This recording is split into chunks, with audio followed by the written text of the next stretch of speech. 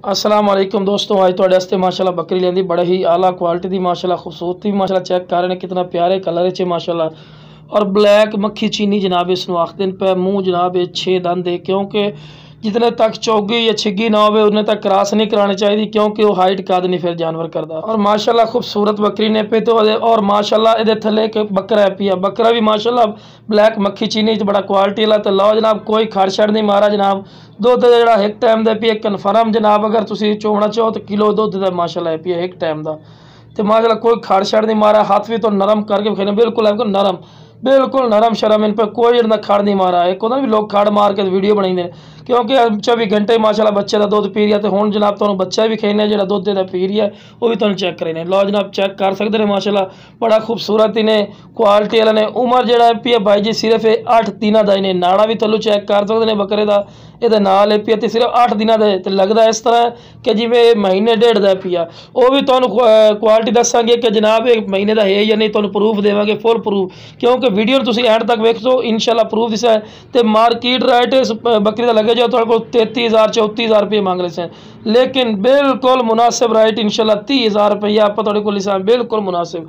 तो जो आप इंशाल्लाह कॉल कर सी फिर भी प्यार मुहब्बत कर लिसा, नहीं कि 30,000 रुपये रेट लाया तो फाइनल हो सी, बिल्कुल प्यार मुहब्बत ही कर लिसा माशाल्लाह। वेखो ओला दो थान पी लिया इसू, ठीक है, तो परले थानों दुध पी रही है। तो फिर भी वेख लिया थोड़ी देर बाद इस थान के माशाल्लाह दुध भरी जाना।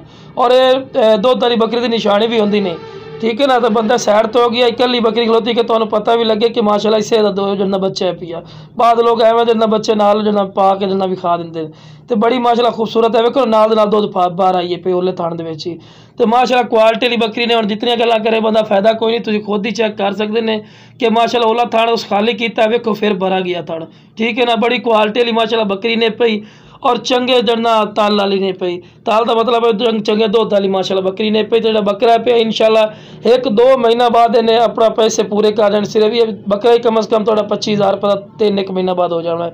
और माशाल्लाह बकरा भी बिल्कुल तोता फेस है माशाल्लाह, बड़ा क्वालिटी वाला माशाल्लाह बकरा ही नहीं पिया। तो लो जनाब तुम टोर के भी खाने, लो जनाब चेक कर सकते हैं माशाल्लाह टोर के तो विखा रहे हैं कि सेहतमंद ने एक्टिव है। वेखो ना गांध नाल लगा है, ये सब प्रूफ ही नहीं पिया कि गांध लगा भी ताज़ा सूई हुई है, ठीक है ना। अगर ज़्यादा दिनों की होंगी तो गांध नाल नहीं लगा होंगे पे, क्योंकि ताज़ा जो बकरी सूई हुई है। तो जनाब ताज़ा सूई हुई। और जिस भाई इंशाल्लाह चाहे स्क्रीन का नंबर चलता पिया उसी इस तरह रब्ता कर लवें, इंशाल्लाह मुनासिब राइट तो इंशाल्लाह मिल जासी। तो बहुत क्वालिटी वाला माशाल्लाह बकरे ने, वेखो ना बिल्कुल तोता फेस है, लंबे कन्ना दे विच।